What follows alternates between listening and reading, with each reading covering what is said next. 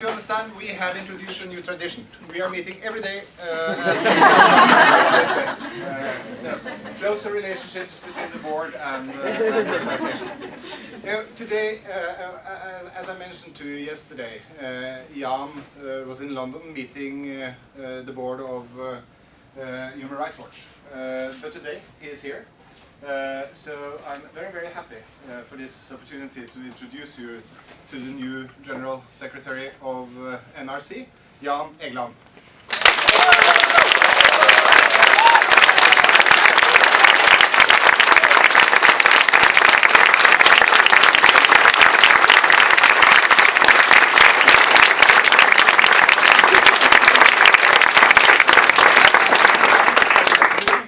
To you, I'd like to say a couple of things. First of all, I'm on behalf of the board and the organization very happy to wish you a warm welcome to NRC. And I had the pleasure yesterday of introducing the conclusion of the board's and the board's decision to this audience. And let me share with you the following. The response was as warm as the one you experience now. So the decision was met with applause and very positive feedback. And I also told them that we had the benefit of having a number of very qualified candidates, which told us something about the attractiveness of this organization. But you stood up with your experience, with your competence, and I added yesterday, and I'd like to share that with you now, the enthusiasm and motivation you showed me in our discussions was also very strong and very helpful. I know you're looking forward to this, and Jan, I'm very much looking forward to working together with you in this extremely dynamic and important organization. Very welcome. Thank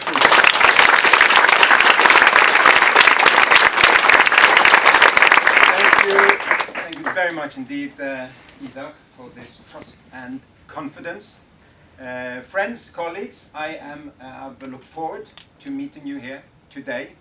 I'm very happy also to understand that we have people from the field linked in.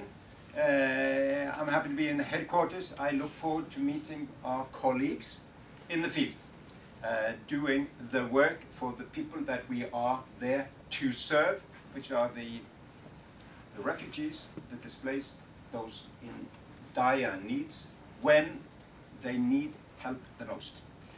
I was looking forward to this because indeed it was after your first call, Ida, something I was, some feeling emerged little by little, and I think that feeling was, it's like coming home.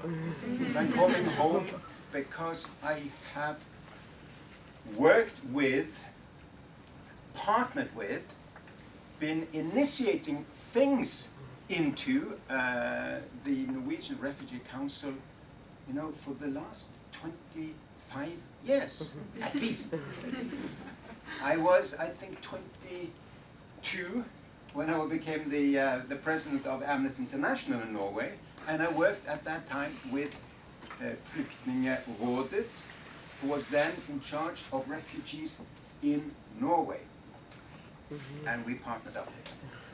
Since then, in the Foreign Office, of course, initiating with the team then here, the first deployment of people to Iraq in 1991. Trygve Nordby, Steinstø, and the people at that time.